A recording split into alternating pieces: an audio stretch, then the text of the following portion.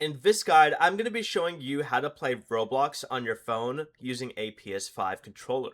This is Miguel from Just Boz, and before we get into this guide, make sure to like the video and subscribe to the channel with all notifications on for more content like this. It really does help out the channel and we'd greatly appreciate it. If you have any questions, just ask them down in the comment section below. I'm going to be doing my best to reply to every single comment down there. First, make sure Roblox is installed on your mobile device.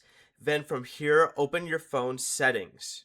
Once your settings are open, go ahead and tap on Bluetooth and make sure that it is on. Now go ahead and grab your PS5 controller and hold the PlayStation button and share button together for about 5 to 10 seconds. Make sure the share button is the left button from the touchpad. But hold it for about 5 to 10 seconds, that and PlayStation button. Release them when the blue lights begin flashing, which means the controller is in pairing mode. On your phone, look for DualSense wireless controller under the available Bluetooth devices and select it.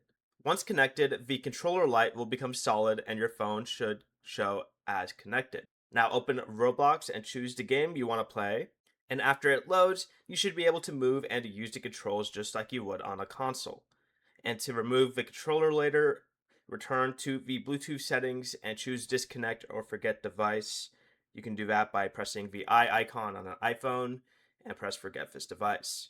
Before you leave, remember to like the video and subscribe to the channel with all notifications on for more content like this. It really does help out the channel and we'd greatly appreciate it. And if you did have any questions, just ask them down in the comment section below. I'm going to be doing my best to reply to every single comment down there. Peace.